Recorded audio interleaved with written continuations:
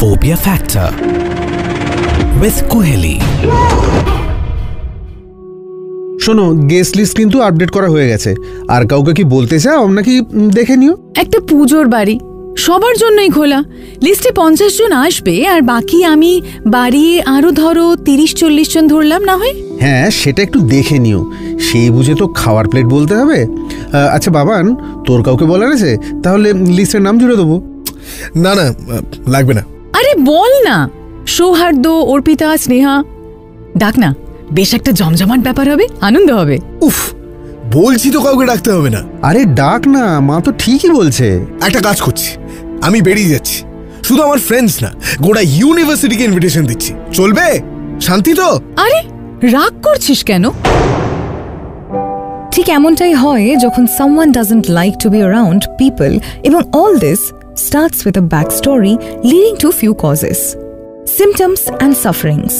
এক কথায় বলা যেতে পারে ফিলিংটা বেশ অসহ্যকর লাগতে পারে, যার ফলে যেই মানুষটা এই ফিলিংটার থ্রু যায় সে একাকিত্বটাই বেশি প্রেফার করে। এই ফোবিয়াটাকে অ্যাকনলেজ করা হয় অ্যাজ ফিয়ার অফ পিপল, অর্থাৎ অ্যানথ্রোফোবিয়া।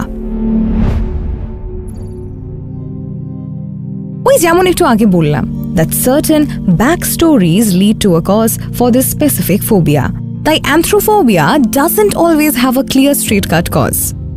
One may be more likely to develop anthrophobia if one has experienced betrayal from close loved ones, family history of anxiety disorders, hormonal imbalances, problems with your adrenal glands, অর্থাৎ glands that produce stress hormones.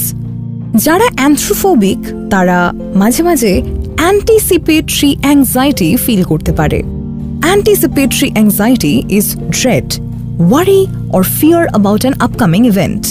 With anthrophobia, people may worry excessively before being around other people. They may feel anxious about certain things. যেমন ধরো, they might feel that they are being judged by others. They are being watched. They feel anxious about making eye contact. এই অ্যাংজাইটিগুলো কিছু physical সিমটমসও cause করে, এবং সেই কজেসগুলো হলো difficulty in breathing or shortness of breath, flushed skin, nausea or vomiting, rapid heartbeat or heart palpitations, sweating, tremors or shaking.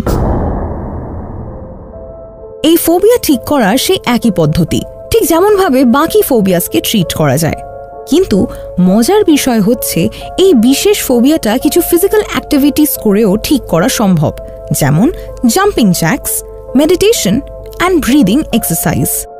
মানুষ হিসেবে মাঝে মাঝে আমরাও অ্যানথ্রোফোবিক হয়ে যাই, বাট সেটা বেশি সময়ের জন্য পারসিস্ট করে না। এবার নিজে নিজেকে পর্যবেক্ষণ করো তো যে তোমার মধ্যে এই ফোবিয়াটা পারসিস্ট করছে কিনা।